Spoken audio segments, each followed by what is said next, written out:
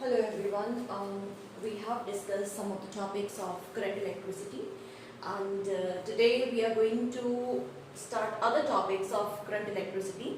And we have already discussed about the Ohm's law, but today we are going to discuss some limitations of Ohm's law first. So we'll start with the limitations.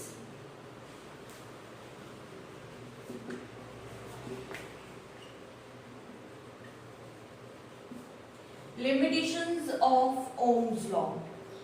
What was Ohm's law? We have discussed what is that. That is whenever we apply potential difference across a wire, current flowing through the conductor is directly proportional to the potential difference under some conditions, and those conditions are when temperature and pressure are remaining constant. But V is directly proportional to I is not true for all the cases. There are some cases when V is not directly proportional to I, or we can say that for particular value of V there is not one value of the current, and sometimes this anomalous behavior is there. So there are some limitations of Ohm's law that we are going to discuss. First limitation, for many of the materials, many of the cases, V, proportionality of V, we can say proportionality of V on I ceases for some materials.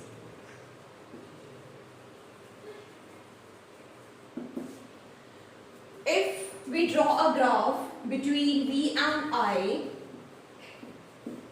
the graph is a straight line. That is Ohm's law, that is according to Ohm's law. But for some materials, if you will keep on increasing the value of V and I, for very small values of V and I, this proportionality may be there, but for higher values, this proportionality may deviate.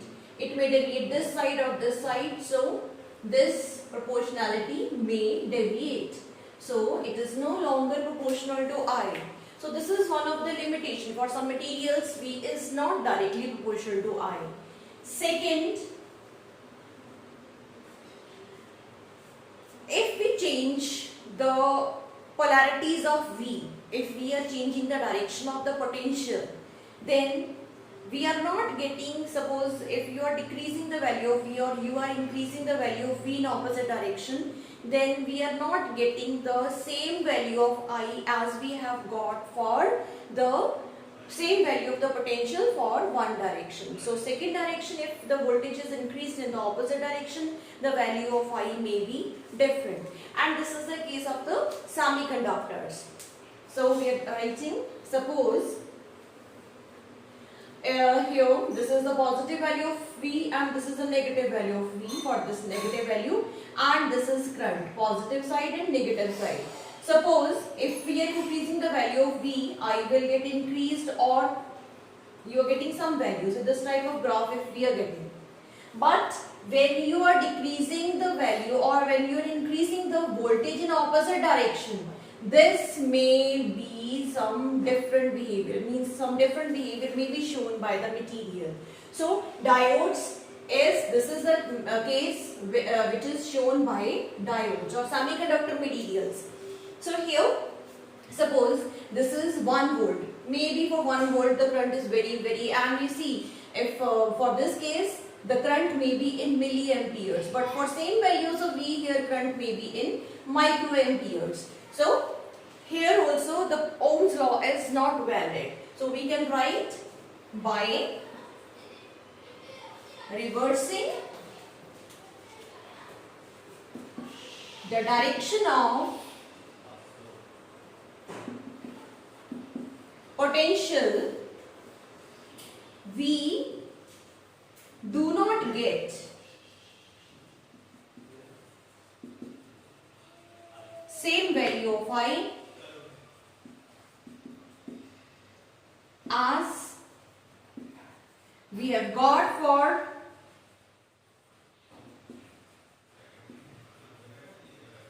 opposite direction of V.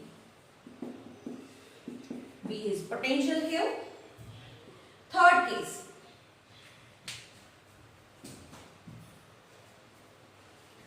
limitation is sometimes there may be two or more values of current for one value of the potential. So third type of limitations we can have, as Ohm's law says that when you are increasing the value of V, I would keep on increasing. But the anomalous behavior is shown in gallium arsenide. What happens in gallium arsenide? The different values of the current may exist for one value of the voltage. So what type of graph we will get for the third limitation? So there may be more value of the currents for one value of the voltage. Suppose this is current and this is voltage. So here in this case, you may be getting different values. Suppose, so this type of graph sometimes we get. You can see here for one value of the voltage. Suppose this is any value of the voltage I am going to select from here from the graph. Suppose this value of the voltage, you can see two different, one is this value of the current and one is this value of the current. Two different values of the current may exist for one value of the voltage. So this is the third limitation. So we can write here 2 or more values of current may exist for one value of voltage. Example, gallium arsenide, GaAs. And second case example is diode. So the materials, so these materials which we are talking about, these materials, it means they do not obey Ohm's law, and these materials are called non-ohmic materials. And diode, gallium arsenide, they have the special places in semiconductor devices, electronics. We will study this, these all parameters and these all instruments in semiconductor electronics, semiconductor devices, and in chapter 14 we will discuss about them in more detail. And so these are some of the limitations. Now one more thing about this. You can see here, from here to here, resistance is increasing. Means here voltage, if you are increasing the value of the voltage, current is increasing. And here you can see for this small portion of this graph, we can see the current is increasing but voltage is remaining constant. And from here to here, this portion we can see here, voltage is decreasing but current is increasing. So here what we can write, from here to here resistance is positive. Means when we are increasing the value of the voltage, current is increased. And from here to here, opposite behavior we can observe. Means if I am writing some points here, this is point A, this is point B, this is C and this is D. If I ask you, what is the value of, what is the nature of the resistance from point A to B? Here the resistance is positive. From C to D, resistance would be negative. From C to D, we are increasing the current. Current is being increased from C to D, but the value of the voltage is decreasing. Means proportionality is opposite. So here resistance would be negative from this to this portion. So this is the graph, especially for gallium arsenide. So these are some of the limitations of Ohm's law. Okay, dear students, now next topic we will start carbon resistors. We will discuss carbon resistors in detail. Resistors are of two types. The resistors which are produced commercially for domestic uses or for the uses in laboratories, they are of two types. So resistors, they are of two types. One type is wire bound. So these type of resistors are made up of wire windings, and especially wires are made up of, the wire is maybe manganese, constantan,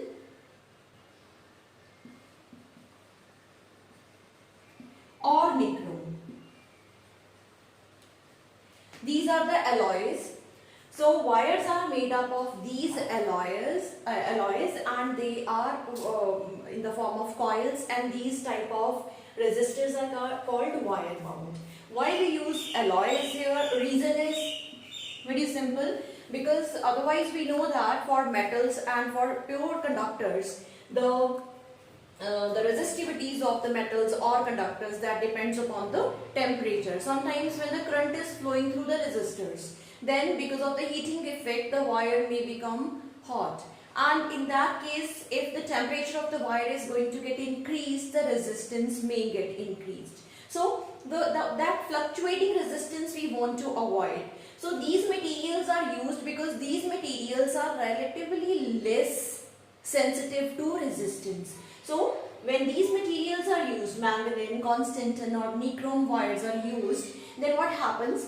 Their temperature coefficient is less, means they are insensitive to variation in temperatures. Whether the temperature is increasing or decreasing, there is not much change in the resistance of these wires. So their resistance remains approximately same for the small variation in the temperature. So that is why we use these materials for making wire bound resistance. And these resistances are of, the range is from fraction of ohms,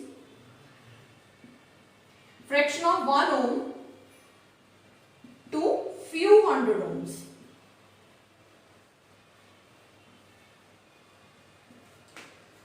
And some other type of resistors means when the values are very large, so they are known as carbon resistors.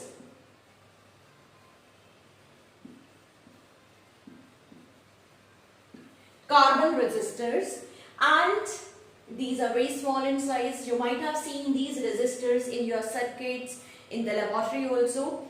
Basically, you can see their color bands also, and their size is very small. So some color bands are given to read the values of the resistance of these resistors. So if I draw the structure of these resistors, they are cylindrical shapes basically. And here some color bands are there, maybe different color. I can draw it with different colors. So different color bands may be given here, and these color bands, basically these are the codes to read these values. So if no color or some other color may be there, so here 4 or 3 bands of the colors may be there, and using these colors, basically these are the codes for reading the value of the resistance. So I'll tell you how we can read the value of the resistance just by looking at these color codes. So let us discuss carbon resistors in more detail now.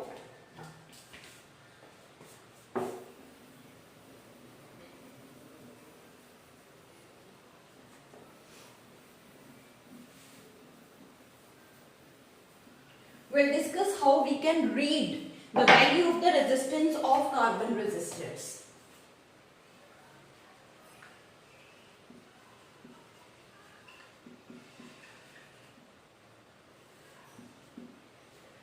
Color code we are going to discuss. These 4 bands, how we can decode them. This is first color. This is second color. These 2 colors, they will give you the value of first 2 digits, 2 significant digits we can say. So these are 2 significant digits of the value of the resistance. Third is the multiplier of, or we can say this is the power of 10. Power of 10. And the 4th color will tell us the tolerance. Tolerance, or it will tell you the variations in the percentage of the value of the resistance. Now, all the colors have some particular digit. In order to learn these digits, let me write one line here. I'm writing black, brown rods of your gate. Black brown rods of your gate becomes very good. Becomes very good when given silver color. So just learning this line, you can learn all the digits which are used to decode these color codes of the carbon resistor. So black brown rods of your gate becomes very good when given silver color. So now let me draw the table. So black here is, this B is here for black. Black color itself is written here. So this particular color is given 0 digit. Second is brown. This is given digit number 1. R is for red here. R here is for red. And this is given digit 2. O here is for orange. And this is given this digit 3. Y is for yellow. And this is given digit 4. This is for green. And 5, digit number 5. This is for blue. 6, violet. 7, then grey. 8, white. 9. So these are basically used for golden, tolerance colors, golden, silver color. You have to put one no here, no color. So here the tolerance here is for 5% and digit for multipliers we can use. This is for 10 raised to a minus 1, 10 raised to a minus 2 and tolerance is 10%. And no color, if the fourth band is not present, means no color is there, then it means tolerance is 20%. So in this way, you can decode the values of the resistance of the carbon resistor. Now let us discuss one example here. I am having carbon resistor and the bands are, for example, bands are, I am having these 3 colors. First band is red. Second is blue, third is red, third is black we can take, and fourth is no color. For example, this is the carbon resistor and these bands are there. Now we can find out the value of this carbon resistor just by looking at these colors. So red color, red is having this digit 2, second is blue. Blue color is having digit 6 into. Third band will give you the multiplier or power of 10. So 10 raised to power. Black is having 0. Plus minus no color. Fourth band is not present. So tolerance is 20%.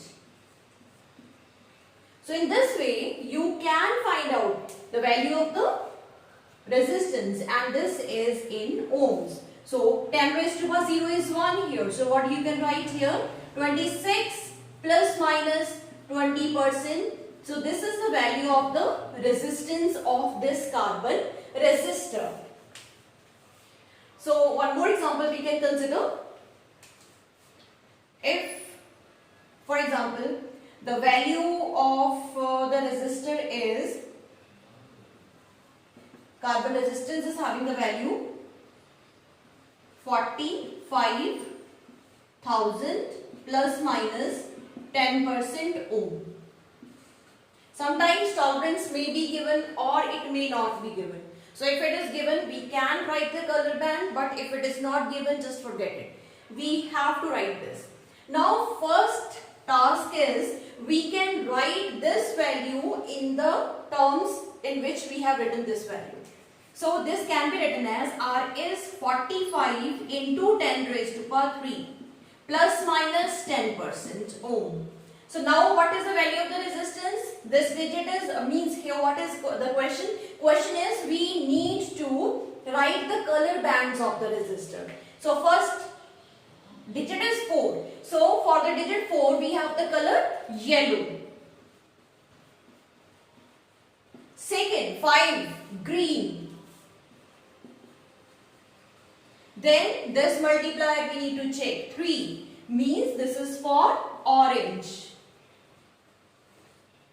And 10% means fourth band would be of silver color. So in this way we can write the color codes. If the color codes are given, we can easily write the value of the resistance of the resistor. So sometimes you may be given different questions. You may be given this type of resistance color with color codes, and the question is, this resistance is connected with the battery of 20 volt. What is the value of the current? So basically you need to find out the resistance first. You need to see what is the voltage of the battery. Then using Ohm's law you can find out the value of the current. So whatever be the question, you have to simply decode the color bands of the resistor, and then you have to proceed for the solution for this. So that's all for this carbon resistors.